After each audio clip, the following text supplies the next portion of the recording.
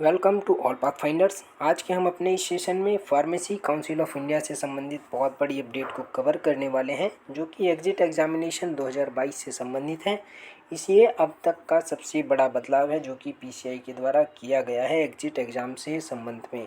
और उसके बाद सबसे बड़ा क्वेश्चन यही आता है इस बदलाव के बाद कि क्या ये एग्ज़ाम 2022 में पीसीआई कंडक्ट कराएगा या नेक्स्ट ईयर होगा। जो और क्वेश्चंस हैं, यानी कि पेपर पैटर्न क्या है अब नया और नए क्या चेंज किए गए हैं, सभी को इस वीडियो में हम कवर करने वाले हैं। तो चलिए सीधा ऑफिशियल नोटिस देखते हैं जो कि सर्कुलर पीसीआई के द्वारा जारी किया गया है।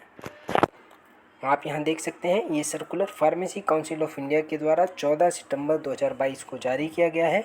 इसका जो सब्जेक्ट है वो ये दिया गया है, comments of state government union territories on the proposed amendments in regulation 6 of diploma in pharmacy exit examination regulation 2022। यानी सभी स्टेट गवर्नमेंट और यूनियन टेरिटरीज से इसमें सुझाव मांगा गया है, जो कि ये संशोधन किया जाना है इसके संबंध में। एग्जिट एग्ज़ाम्स पे फार्मेसी काउंसिल ऑफ इंडिया ने सभी से सुझाव मांगे हैं। चलिए एक एक करके पॉइंट वाइज समझते हैं कि क्या क्या इसमें बदलाव किया गया है। आप यहाँ फर्स्ट पॉइंट में देख सकते हैं, इसमें बताया गया है कि pharmacy council of India ministry of health and family welfare के अंतर्गत कार्य करता है, जो कि भारत सरकार के अधीन है। नेक्स्ट पॉइंट देख लेते हैं सेकेंड नंबर का, due approval of ministry of health and family welfare government of India, PCI ने जो diploma in pharmacy exit examination regulation 2022 के संबंध में गैजेट जारी किया गया था, जो कि 24 फरवरी 2022 को, उसमें इसे संशोधन किया गया है। आप इसको देख सकते हैं नीचे। इसके संबंध में एक वीडियो हमने बनाई है, जो कि आप आई बटन पर क्लिक करके या नीचे आपको डिस्क्रिप्शन बॉक्स में उसका लिंक मिल जाएगा, वहाँ से समझ सकते हैं जो गैजेट जारी किया गया था।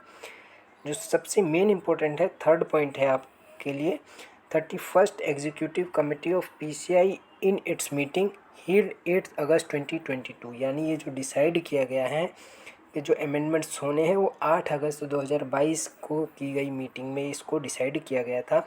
अब देख लेते हैं क्या इसमें जो नए प्रावधान हैं यानी संशोधन क्या क्या किया गया है। आप यहाँ देख सकते हैं जो नोटिस था उसके 6 पैरा में संशोधन किया गया है। Procedure of conducting exit examination, जो इसका प्रोसीजर है उसमें बदलाव किया गया है। जो पहले ये था वर्तमान में ये होने वाला है। आप यहाँ देख सकते हैं बी नंबर में, there shall be 3 papers of multiple choice question, pharmaceutics, pharmacognosy, pharmacology, pharmaceutical chemistry, biochemistry, hospital and clinical pharmacy, pharmaceutical jurisprudence और ड्रग स्टोर एंड मैनेजमेंट। यानी ये 8 सब्जेक्ट से संबंधित 3 एग्ज़ाम आपको देने थे, यानी 3 पेपर आपके होते, वो भी इंग्लिश लैंग्वेज में। और सभी का जो ड्यूरेशन था वो 3 घंटे का पेपर था, जो बाकी अब बदलाव करके कर दिया गया है। अब आपको सिर्फ एक ही पेपर देना है, यहाँ 3 पेपर नहीं होने वाले हैं। अब सिर्फ आपको एक ही एग्ज़ाम देना है। इन 8 सब्जेक्ट्स का मिलाकर एक पेपर मल्टीपल चॉइस क्वेश्चन तैयार किया जाएगा, वही आपको देना है। लेकिन ड्यूरेशन इसकी बढ़ा दी गई है, पहले 3 घंटे का था, अब 3.5 आवर यानी 3.5 घंटे का आपका पेपर होगा, जो कि नया बदलाव किया गया है। अब देखते हैं और क्या चेंजेस किए गए हैं। यहाँ आप देख सकते हैं, अ candidate shall be declare having pass only if he obtain a minimum 50% marks in each paper. यानी जो पासिंग मार्क्स का क्राइटेरिया है वो 50% पहले भी था, अब भी 50% है। बस यही बदलाव है कि पहले तीनों पेपरों में आपको 50% मार्क्स लाने थे, तीनों में ही सेपरेटली। लेकिन अब जब पेपर ही एक होगा तो उसमें ही आपको 50% मार्क्स लाते हैं तभी क्वालिफाई माने जाएंगे, अन्यथा नहीं माने जाएंगे। डी ऑप्शन देख लेते हैं क्या दिया गया है, a candidate shall have to pass all 3 papers in same attempts, however there shall be no restriction of number of attempts to appear in examination. यानी जो आपको पास होने का क्राइटेरिया वो एक ही अटैम्प्ट में, यानी एक अटैम्प्ट में तीनों एग्ज़ाम पास करने थे पहले, लेकिन जब पेपर ही एक होना है तो उसी में आपको पास करना है।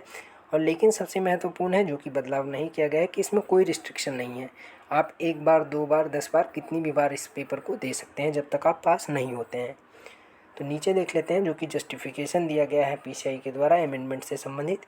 There shall be administrative challenges in administrating examination on 3 days for round 2 lakh candidates. यानी लगभग 2 लाख कैंडिडेट्स इस एग्ज़ाम में हर साल अपेयर होते, उनके 3 दिनों तक लगातार एग्ज़ाम कराना एक एडमिनिस्ट्रेटिव बहुत बड़ा चैलेंज होता है।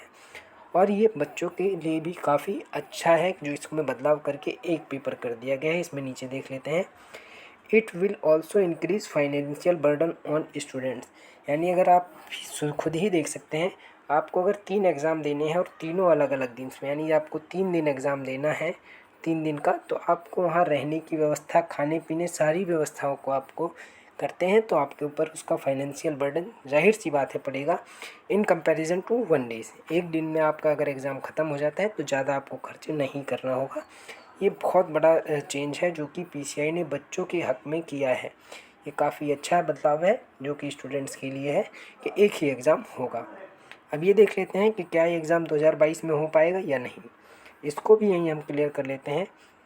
तो आप यहाँ देख सकते हैं, the council would appreciate to have consider comments of state governments union territories on the above proposed amendment within 3 months.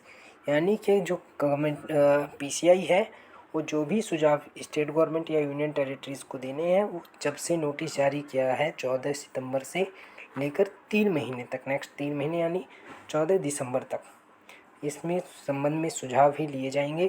तो आप अगर यहीं देख सकते हैं कि 15 दिसंबर के करीब आपके इसी में टाइम चला जाएगा, तो क्या 15 दिन में एग्ज़ाम कंडक्ट कराया जा सकता है? तो इस संबंध में हमें जो है आइडिया वो लगभग यही है कि 2023 में ही अब ये एग्ज़ाम कंडक्ट हो पाएगा।